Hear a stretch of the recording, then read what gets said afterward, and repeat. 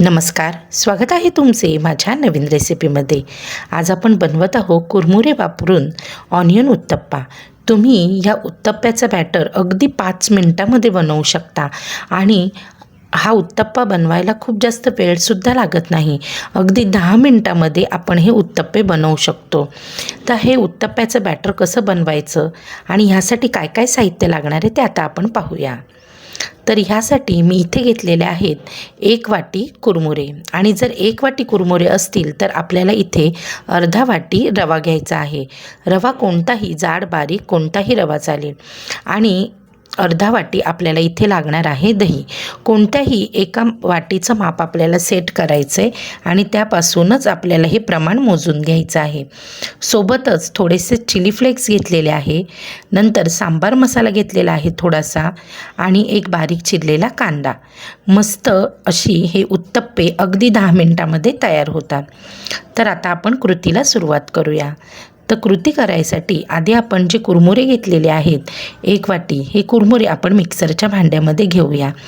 कोणतीही 1 वाटी सेट करून त्याच वाटीने ह्याचे प्रमाण घ्यायचं आहे। तर 1 वाटी जर आपले कुरमुरे असतील तर आपल्याला अर्धी वाटी रवा घ्यायचा आहे। रवा जाड बारीक कोणताही रवा इथे चालेल। तर इथे मी अर्धा वाटी रवा घेतलेला आहे। सोबतच आपण अर्धा वाटी दही घातलेला आहे। तुम्ही दह्याऐवजी इथे ताकसुद्धा वापरू शकता। आता ह्याच वाटीने मी अर्धा वाटी पाणीसुद्धा घालून घेणार आहे। हे बघा, अर्धा वाटी पाणी घातलेलं आहे आणि आता आपण हे साहित्य मिक्सरमधनं छान बारीक करून घ्यायचं आहे। जसं आपलं डोस्याचं बॅटर असतं त्याच पद्धतीचं हे बॅटर झालं पाहिजे। तर चवीपुरतं मीठसुद्धा इथेच घालून घेते म्हणजे मीठसुद्धा यामध्ये चांगलं मिक्स होईल। आता आपण हे झाकण लावून घेतलं आहे आणि बारीक करून घेते। आता एका बाउलमध्ये मी हे सगळं साहित्य आपण जे बॅटर बनवून घेतलेलं आहे मिश्रण, ते मिश्रण मी इथे काढून घेतलेलं आहे आणि जे मिक्सरलाच आपलं जे बॅटर लागलेलं आहे ते आपण थोडंसं पाणी घालून ते पाणीसुद्धा आपण ह्या मिश्रणामध्ये घालून घ्यायचं आहे। आता आपण बघूया की ह्याची कन्सिस्टन्सी काय आहे ते। तर ह्याच कन्सिस्टन्सीमध्ये आपल्याला हे पीठ हवं आहे। अगदी आपल्याला डोशाचं जसं आपण पीठ करतो त्यापेक्षा थोडंसं पातळ असं हे पीठ पाहिजे आपल्याला। हे बघा, थोडंसं पीठ पातळ ठेवलं ना का ह्या जे उत्तप्पे आहे त्याला छान अशी जाळी सुटते। आता आपण इथे अगदी पाव चमचा इनो घालून घेतलेला आहे।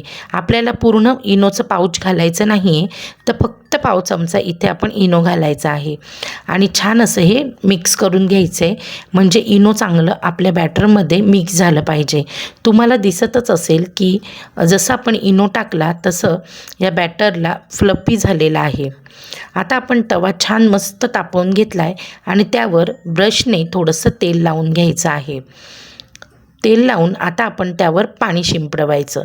पाणी शिंपडवून आपल्याला हा तवा चांगला पुसून घ्यायचा आहे म्हणजेच आपण हा जो तवा आहे हा चांगला सीझन करून घेतो म्हणजे जे आपले डोसे आहेत हे खाली चिटकत नाही।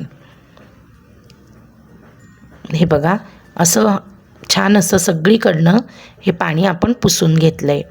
आता प्रत्येक वेळेला जेव्हा आपण डोसा बनवतो तेव्हा छान असं ढवळून घ्यायचं आणि मग आपण हा उत्तप्पा घालून घ्यायचा आहे। तर जे आपण उत्तप्पे बनवतो हे थोडेसे जाडसरच बनवतो, त्यामुळे आपण इथे जाडसर असा उत्तप्पा काढून घेतला आहे। त्यावर थोडेसे चिली फ्लेक्स घातलेले आहेत। जर तुमच्याकडे चिली फ्लेक्स नसेल तर तुम्ही काश्मीरी मिरची पावडर घातलीत तरीसुद्धा चालेल। थोडासा सांबार मसाला घातला आहे आणि ह्यावर आपण घातलेला आहे कांदा।